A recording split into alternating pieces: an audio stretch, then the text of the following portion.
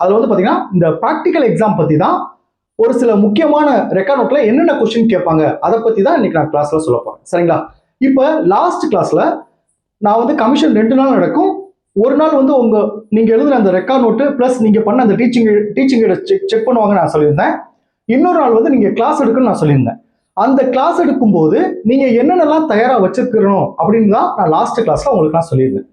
இன்னைக்கு வந்து பாத்தீங்கன்னா ஒரு 2 ரெக்கார்ட் நோட்ல இருந்து என்னென்ன கொஸ்டின் கேட்பாங்க அதை நான் உங்களுக்கு டீட்டெயிலா சொல்றேன். இப்படி நான் ஒவ்வொரு கிளாஸ்லயும் ஒரு சில முக்கியமான ரெக்கார்ட் நோட்ல என்னென்ன கொஸ்டின்ஸ் கேட்பாங்க அப்படின்னு நான் சொல்லிடுறேன். இது வந்து பாத்தீங்கன்னா நம்ம கிளாஸ் எக்ஸாம் எல்லாத்துக்கும் நான் உங்களுக்கு பிடிஎஃப் அனுப்பிச்சிருவேன். இந்த வீடியோ பாக்குறவங்க வந்து இந்த ஒவ்வொரு ரெக்கார்ட் நோட் நான் சொல்லும்போது என்னென்ன கொஸ்டின் கேட்பாங்க அப்படின்றத நான் சொல்லும்போது நீங்க ஒரு A4 சீட்ல நோட் பண்ணி வச்சுக்கோங்க. அப்படி நோட் பண்ணி வச்சுட்டீங்கன்னா நீங்க ப்ராக்டிக்கல் எக்ஸாமுக்கு அந்த கமிஷன் நடக்கும்போது அவங்க என்ன கொஸ்டின் கேட்டாலும் உங்களால கரெக்டா ஆன்சர் பண்ண முடியும். சரிங்களா? இப்போ பாத்தீங்கன்னா எப்பவுமே வந்து நமக்கு வந்து இந்த ரெக்கார்ட் நோட்ல கொஸ்டின் கேட்கறதுக்கு முன்னாடி சில மேனுவலான சில கொஸ்டினை கேட்டுட்டு தான் அதுக்கு பிறகுதான் நம்ம ரெக்கார்ட் நோட்ல இருந்து கொஸ்டின் கேட்பாங்க. சரிங்களா? ஃபர்ஸ்ட் சார் அந்த மேனுவலான கொஸ்டின் என்னென்ன கொஸ்டின் கேட்பாங்க, அதுக்கு எப்படி நம்ம ஆன்சர் பண்ணணும் அதை நான் சொல்லிட்டு இன்னைக்கு ஒரு 2 ரெக்கார்ட் நோட்ல இருந்து என்னென்ன கொஸ்டின் கேட்பாங்க அதை நான் சொல்றேன். இப்போ ஃபர்ஸ்ட் கொஸ்டின் என்ன கேட்பாங்க பாத்தீங்கன்னா, நீங்க வந்து ட்ரைனிங் வந்து ஸ்கூல் ட்ரைனிங் வந்து எவ்வளவு நாள் போனீங்க அப்படி சொல்லி கொஸ்டின் கேட்பாங்க. இதுல வந்து பாத்தீங்கன்னா 80 நாட்கள் அப்படின்னு சொல்லுவோம். ஆனா வந்து என்னன்னா நம்ம ப்ராக்டிக்கல் எக்ஸாம் வந்து நாட்கள்ல சொல்லக்கூடாது, 80 நாட்கள்ல சொல்லக்கூடாது, 16 வாரங்கள் ஸ்கூல் ட்ரைனிங் போனோம் அப்படிதான் நம்ம சொல்லணும். இது ஃபர்ஸ்ட் கொஸ்டின். செகண்ட் கொஸ்டின் வந்து அப்சர்வேஷன் கிளாஸ் வந்து எவ்வளவு நாள் நடந்துச்சு அப்படி சொல்லி கேட்பாங்க. நம்முடைய யூனிவர்சிட்டி ரூல்ஸ் படி பாத்தீங்கன்னா ஒரு வாரம், அதாவது 7 நாட்கள். ஆனா நம்ம வந்து வாரத்துல தான் பதில் சொல்லணும், ஒரு வாரம் சொல்லணும். சில பேர் 7 நாட்கள் 10 நாட்கள் சொல்லுவாங்க. ஆனா நம்ம யூனிவர்சிட்டி ரூல்ஸ் படி பாத்தீங்கன்னா ஒரு வாரம் தான் சொல்லணும். உங்களுக்கு அப்சர்வேஷன் கிளாஸ் வந்து எவ்வளவு நடந்துச்சு அப்படின்னு சொல்லி உங்கள்கிட்ட கேட்டாங்கன்னா ஒரு வாரம் நடந்துச்சுன்னு சொல்லணும். ஸ்கூல் ட்ரைனிங் எவ்வளவு வாரம் போனீங்க, எவ்வளவு நாள் போனீங்க அப்படின்னு சொல்லி கேட்டாங்கன்னா 16 வாரங்கள் தான் சொல்லணும். நம்ம யூனிவர்சிட்டி ரூல்ஸ் படி வாரத்துல தான் கொடுத்துருக்காங்க. ஸோ 16 வாரங்கள் அப்படின்னு சொல்லணும். இது 2 கொஸ்டின். மூணாவது கொஸ்டின் வந்து பாத்தீங்கன்னா, நீங்க வந்து எந்த ஸ்கூலுக்கு ட்ரைனிங் போனீங்க, அந்த ஸ்கூலோடைய நேம், அந்த ஸ்கூல் எந்த இடத்துல இருக்கு அதோடைய அட்ரஸ், இதை ஃபர்ஸ்ட் தெரிஞ்சுக்கணும். இது மூணாவது விஷயம் தெரிஞ்சுக்கணும். நாலாவது உங்களுடைய அந்த கைட் டீச்சருடைய நேம் என்ன, அந்த கொஸ்டின் கேட்பாங்க. அடுத்து நீங்க எந்த ஸ்டாண்டர்டுக்கு கிளாஸ் எடுத்தீங்க அப்படின்னு அடுத்த கொஸ்டின் கேட்பாங்க. இதுல வந்து பாத்தீங்கன்னா ஒரு சில பேர் வந்து 6th எடுத்திருப்பாங்க, 7th எடுத்திருப்பாங்க, 9th எடுத்திருப்பாங்க, 10th எடுத்திருப்பாங்க. ஒரு சில டைம்ல ஒரு சில ஸ்டாஃப் இல்லைனா கூட 5th கூட அனுப்பிச்சிருப்பாங்க. ஆனா நம்ம என்ன ஆன்சர் சொல்லணும்னா, நம்ம ரெக்கார்ட் நோட்ல லெசன் பிளான் லெவல் 1 எந்த ஸ்டாண்டர்ட் எழுதியிருக்கோம், லெவல் 2 எந்த ஸ்டாண்டர்ட் எழுதியிருக்கோம், அதுதான் நம்ம கொஸ்டின் கேட்கும் போது நம்ம ரெக்கார்ட் நோட்ல எந்த ஸ்டாண்டர்ட் எழுதியிருக்கோமோ அதுதான் நம்ம ஆன்சரா சொல்லணும். ஒரு விஷயத்தை நல்லா கவனிச்சுங்க, என்ன அவங்க கொஸ்டின் கேட்டாலும் நம்ம ரெக்கார்ட் நோட்ல என்ன எழுதியிருக்கோமோ அதுதான் நம்மளுடைய ஆன்சரா இருக்கணும். சரிங்களா? நல்லா கவனிச்சுங்க. ஒரு சில பேர் சார் நான் லெசன் பிளான் வந்து 6th 7th 8th எல்லாம் கலந்து எழுதிருக்கேன் சார் சொல்லுவாங்க. அப்படி கலந்து எழுதிருந்தீங்கன்னா நீங்க 6th 7th 8th எடுத்தேன் அப்படியே சொல்லிடுங்க. நம்ம ரெக்கார்ட் நோட்ல என்ன எழுதிருக்கோமோ அந்த ஸ்டாண்டர்ட் தான் நம்ம சொல்லணும். சரிங்களா? ஸோ ஃபர்ஸ்ட் கொஸ்டின் எவ்வளவு நாள் ட்ரைனிங் போனீங்க, அப்சர்வேஷன் கிளாஸ், அடுத்து உங்க ட்ரைனிங் ஸ்கூல் நேமு அந்த அட்ரஸ், தென் உங்களுடைய கைட் டீச்சர் நேமு, எந்த ஸ்டாண்டர்டுக்கு கிளாஸ் எடுத்தீங்க. இந்த மாதிரி மேலுனால சில கொஸ்டின்லாம் கேட்ட பிறகுதான் நம்ம ரெக்கார்ட் நோட்ல இருந்து கொஸ்டின் கேட்க ஆரம்பிப்பாங்க. ஸோ இந்த கொஸ்டினுக்குலாம் நீங்க ஆன்சர் கரெக்டா சொல்லிடணும். ஓகே, இன்னைக்கு எந்த 2 நோட்டை நம்ம பார்க்க போறோம் அப்படி பார்த்தீங்கன்னா, லெசன் பிளானும் அப்சர்வேஷன், இந்த 2 ரெக்கார்ட் நோட்டை பத்தி தான் இன்னைக்கு நாம பார்க்க போறோம். இந்த 2 ரெக்கார்ட் நோட்ல இருந்து ஒவ்வொரு ஸ்டூடெண்ட்டுக்கும் கம்பல்சரி கொஸ்டின் கேட்பாங்க. இந்த 2 நோட்ல இருந்து எல்லா ஸ்டூடெண்ட்டுக்கும் உங்களுக்கு கொஸ்டின் வரும். இதுக்கு நம்ம எப்படி ஆன்சர் பண்ணணும், அவங்க எப்படி இந்த ரெக்கார்ட் நோட்ல இருந்து கேட்பாங்க, அப்படி எல்லாமே நான் டீட்டெயிலா சொல்றேன். நீங்க இந்த கிளாஸை கவனிச்சிட்டீங்கன்னா, நீங்க இந்த நோட் எழுதும்போது இந்த கிளாஸை கவனிச்சிட்டீங்கன்னா உங்களுக்கு முழுவதுமா புரிஞ்சிடும். லெசன் பிளான்ல என்னென்ன கொஸ்டின்லாம் கேட்பாங்க, நம்ம இப்படி ஆன்சர் பண்ணணும். அப்சர்வேஷன் நோட்ல என்னென்ன கொஸ்டின்லாம் கேட்பாங்க, இதுக்கு நம்ம ஆன்சர் பண்ணணும்னு சொல்லி உங்களுக்கு டீட்டெயிலா புரிஞ்சிடும். நம்ம இப்ப எழுதும் போது நீங்க அதை புரிஞ்சுக்கல கூட இந்த கிளாஸை கவனிச்சுட்டு அந்த ரெக்கார்ட் நோட் எதுக்கு எழுதணும் அப்படின்றத உங்களுக்கு புரிஞ்சுக்கணும். ஓகே, இப்போ ஃபர்ஸ்ட் லெசன் பிளான் ரெக்கார்ட். சரிங்களா? கேட்பாங்க இந்த லெசன் பிளான் ரெக்கார்ட் நோட்டு அப்படின்னா என்ன, இது எதுக்காக எழுதுறோம் அப்படின்னு கொஸ்டின் கேட்டாங்கன்னா நல்லா கவனிச்சுங்க. பாடத்திட்டம் என்பது ஒரு ஆசிரியர் வகுப்பறைக்கு நுழைவதற்கு முன்பாக லெசன் பிளான் எதுக்கு தயாரிக்கிறோம், நம்ம கிளாஸ் இருக்க முன்னாடி ஒரு ஆசிரியர் அவருக்கு அவங்க ப்ரிப்பேர் பண்ணி வச்சுக்கிறாங்க, எப்படி நம்ம கிளாஸ் எடுக்க போறோம், எந்த ஆர்டர்ல கிளாஸ் எடுக்க போறோம் அப்படின்னு சொல்லி முன்கூட்டியே அவங்க தயார் பண்ணி வச்சுக்கிறாங்க. அதுதான் லெசன் பிளான். அதை சொல்ல போறாங்க. இதை வந்து நம்ம சென்டென்ஸா சொல்லணும். அப்படி பாருங்க, பாடத்திட்டம் என்பது ஒரு ஆசிரியர் வகுப்பறைக்குள் நுழைவதற்கு முன்பாக அந்த குறிப்பிட்ட பாட வேளையில் என்ன கற்பிக்க போகிறார், அந்த குறிப்பிட்ட பாட வேளையில் நம்ம என்ன கற்பிக்க போறோம், அடுத்து எப்படி கற்பிக்க போகிறார், எப்படி கற்பிக்க போறோம். உங்களுக்கு தெரியும், லெசன் பிளான் எழுதும்போது எழுதிருப்பீங்க. அது நம்ம பாடம் நடத்துக்கான நோக்கங்கள் என்ன இருக்கு, என்னென்ன டீச்சிங் இதெல்லாம் பயன்படுத்துறோம், எப்படிலாம் கொஸ்டின் கேட்கிறோம், எல்லாமே அந்த லெசன் பிளான் எழுதிருப்போம். அதான் பாருங்க, என்ன கற்பிக்க போகிறார், எப்படி கற்பிக்க போகிறார் என்பதை முன்கூட்டியே திட்டமிடும் ஒரு வழிகாட்டி வரைபடம் ஆகும். கிளாஸ் எடுக்கிறதுக்கு போறதுக்கு முன்னாடி நம்ம என்ன லெசன் எடுக்கிறோம், அது எப்படி எடுக்க போறோம் அப்படி முன்கூட்டியே நம்ம தயார் பண்ணி வச்சுக்கிறது தான் லெசன் பிளான். சரிங்களா? இன்னும் சுருக்கமா சொல்லணும்னா, ஒரு பாடத்தை திட்டமிட்டபடி நடத்தி முடிக்க ஆசிரியர் தயாரிக்கும் ஒரு ப்ளூ பிரிண்ட் தான் லெசன் பிளான் சொல்லணும். ஆசிரியர் அவருக்காக தயாரிக்கிறது தான் லெசன் பிளான் சொல்லணும். இப்போ உங்களுக்கு புரிஞ்சிச்சா? ஓகே. அடுத்து இந்த லெசன் பிளான்ல கேட்பாங்க, இந்த லெசன் பிளான் எழுதுனால என்னென்ன நன்மைகள் இருக்கு, என்ன நோக்கத்துக்காக இந்த லெசன் பிளான் எழுதுறோம், இதுல என்னென்ன முக்கியமான கண்டென்ட்லாம் இருக்கும் அப்படின்னு சில பேர் கொஸ்டின் கேட்பாங்க. அப்ப என்னன்னா, பாடத்திட்டத்தின் முக்கிய அங்கங்கள் மற்றும் அதன் அவசியம், இந்த பாடத்திட்டத்துடைய முக்கிய அங்கம் என்ன இருக்கு, இதோட அவசியம் என்ன இருக்கு, அதை பத்தி சொல்லிடும். அதே மாதிரி இன்னொரு முக்கியமான விஷயம் சொல்றேன். இப்போ நான் சொல்றேன், இத்தனை கொஸ்டின் நான் சொல்றேன். இது வந்து கமிஷனுக்கு வர்றவங்க இந்த கொஸ்டினை கேட்கலாம், சிலது கேட்காம கூட இருக்கலாம். நீங்க என்ன செய்யணும்னா, எப்பயுமே நான் அடிக்கடி சொல்வேன், நீங்க கமிஷனுக்கு தயாராகும் போது நம்ம தெரிஞ்சுக்கிறோம் இந்த ஒவ்வொரு ரெக்கார்டும் எதுக்காக எழுதுறோம், இந்த நோட்ல இருந்து என்னென்ன கொஸ்டின்லாம் கேட்பாங்க அப்படி சொல்லி நம்ம ஒரு ஆசிரியர் மாணவர் வந்து அதை நம்ம தெரிஞ்சுக்கிறோம்னு சொல்லி படிங்க. ப்ராக்டிகல் எக்ஸாம் கொஸ்டின் கேட்பாங்க கேட்கல அப்படி நினைச்சும் படிக்காதீங்க.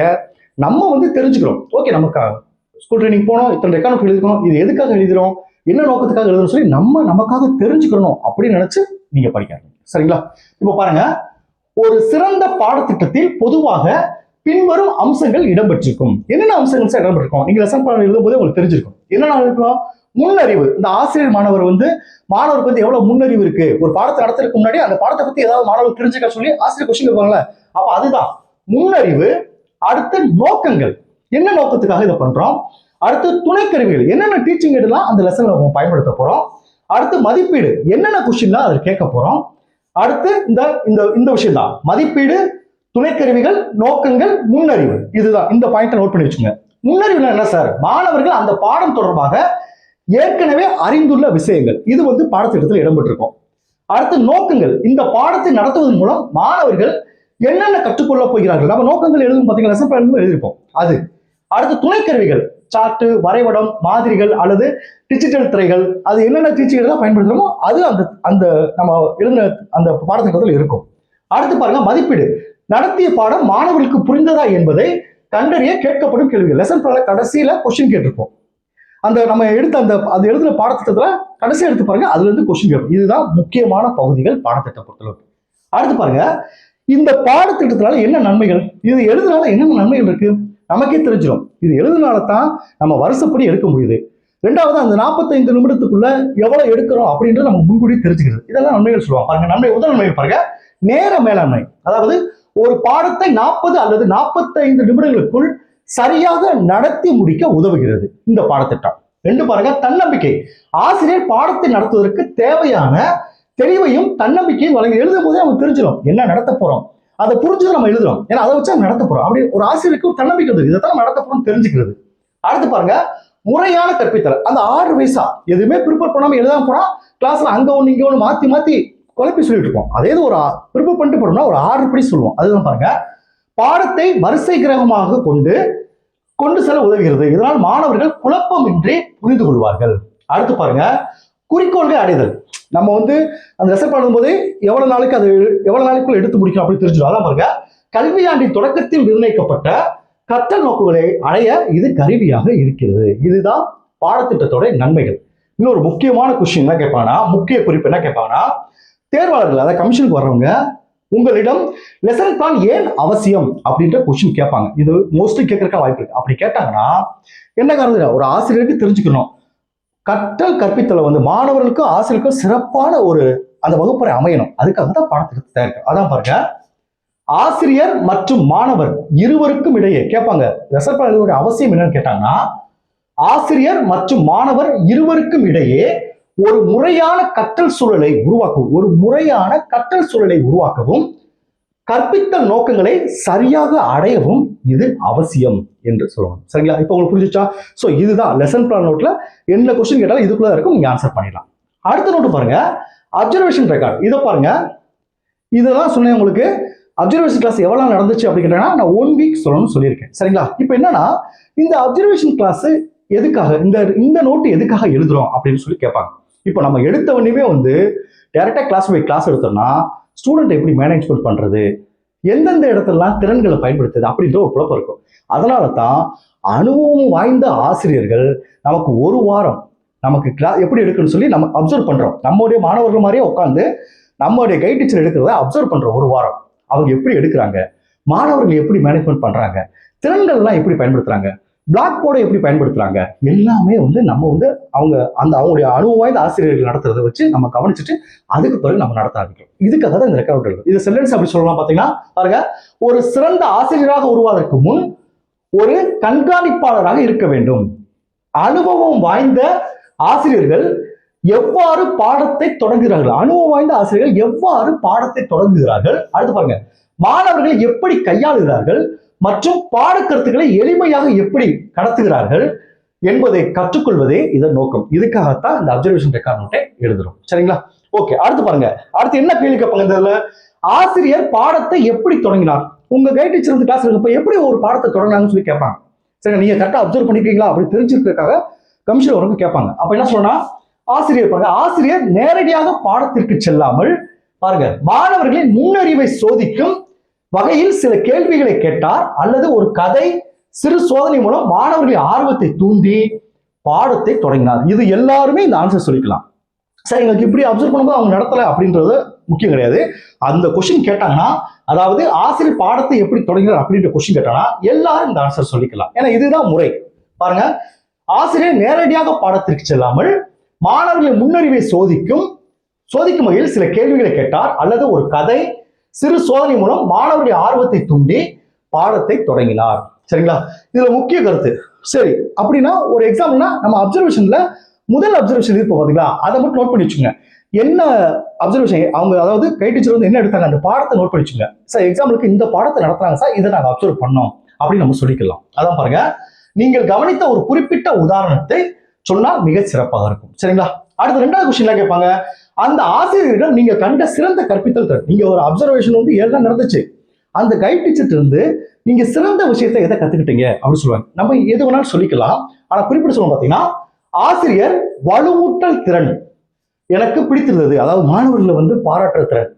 சரிங்களா? அவர் தவறு செஞ்சா மனசு கோணாம அதை திருத்துற திறன். அந்த மாதிரி நமக்கு பிடிச்சதை ஏதாவது சொல்லிக்கலாம். திறன்களை படிச்சுக்கணும்ல, நுண்ணிலை கற்பித்தல் 9 திறன்கள் படிச்சுக்கணும்ல, அது எது வேணா சொல்லலாம். சார் அவங்க பாடம் தொடங்கும் திறன் ரொம்ப பிடிச்சிருச்சு சார், அவங்க கரும்பலகையை பயன்படுத்தும் திறன் ரொம்ப பிடிச்சிருச்சு சார், அவங்க வினாக்கள் கேட்கும் திறன் எனக்கு ரொம்ப பிடிச்சிருச்சு, ஏதாவது 2 திறன் நம்ம சொல்லிக்கலாம். சரிங்களா?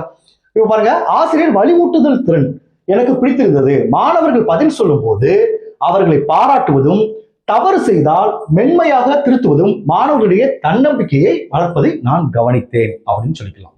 அடுத்து பாருங்க, ஆசிரியர் கரும்பலகையை சரியா பயன்படுத்த. கரும்பலகை எப்படி சார் பயன்படுத்தினாரு, நீங்க ஃபர்ஸ்ட் செமஸ்டர் படிச்சுப்பீங்க, கரும்பலகையை பயன்படுத்துறாரு எப்படி பாருங்க. ஆம், ஆசிரியர் கரும்பலகையை இடதுபுறத்திலிருந்து எழுத தொடங்கினார், முக்கிய சொற்களை அடிக்கோடிட்டு காட்டினார், முக்கியமான சொற்களை அடிக்கோடிட்டு காட்டினார், பாடத்தின் பாகங்களை குறிக்க வண்ண கலர் கலர் சாப்பிஸ் பயன்படுத்தினாங்க, மாணவர்கள் குறிப்பெடுக்க ஏதுவாக தெளிவாக எழுதினார். இந்த மாதிரி போர்டு அவங்க பயன்படுத்தினாங்க. இது ஒரு எக்ஸாம்பிள் தான் சொல்றேன், நீங்க எது வேணாலும் சொல்லிக்கலாம். அந்த 9 திறன்களை சார் அவங்க பாடம் முடிக்கும் திறன் ரொம்ப சிறப்பாக சார், பாடம் முடிக்கும் போது ஆல்ரெடி முன்னாடி நடத்துல ஒரு கோர்வையா சொல்லி மாணவர்கள் அந்த பாடத்தை முடிக்கும் போது மனசுல ஃபுல்லா பதிஞ்சுட்டு சார் அடுத்த பாடத்துக்கு போறாங்க அப்படி நம்ம பிடிச்சதை சொல்லலாம். சரிங்களா? அடுத்து, ஆசிரியர் என்னென்ன உபகரணங்களை பயன்படுத்தினார், அது என்னென்ன டீச்சிங் எல்லாம் பயன்படுத்துறாங்க அப்படிங்கிறது நீங்களே சொல்லிக்கலாம். சரிங்களா? இதுல என்ன சொல்லியிருக்காங்க, ஆசிரியர் சார்ட் பயன்படுத்தினாரு, மாதிரி ஒரு மாடல்ஸ் பயன்படுத்தினாரு, அடுத்து மின்னணு திரையை பயன்படுத்தினாரு, வெறும் பேச்சால் இல்லாமல் படங்களை பார்த்தபோது மாணவர்கள் படத்தை இன்னும் எளிதாக புரிந்து கொண்டதை என்னால் உணர முடிந்தது. இந்த மாதிரி டீச்சிங் காட்டுறப்போ மாணவர்கள் அந்த பாடத்தை எளிதாக புரிஞ்சுக்கிட்டாங்க சார் அப்படின்னு சொல்லலாம். அடுத்து பாருங்க, வகுப்பில் மாணவர்கள் பேசிக்கொண்டே இருந்தால் அந்த ஆசிரியர் என்ன செய்தார், எப்படி வகுப்பறை மேலாண்மை செய்தார் அப்படின்னு சொல்லி கேட்பாங்க.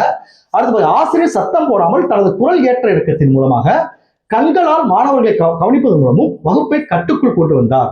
மாணவர்களுக்கு சிறு சிறு செயல்பாடுகளை கொடுத்து அவர்களை பாடத்தில் ஈடுபடுத்தினார். இப்ப நான் சொல்றேன் பாத்தீங்களா, இதுல ஏதாவது 2 கொஸ்டின் ஏதாவது ஒரு கொஸ்டின் கேட்கலாம். இப்ப நான் சொல்றது எக்ஸாம்பிள் வச்சு அதுக்கு பாருங்க நீங்க ஆன்சர் பண்ணிக்கலாம். சரிங்களா?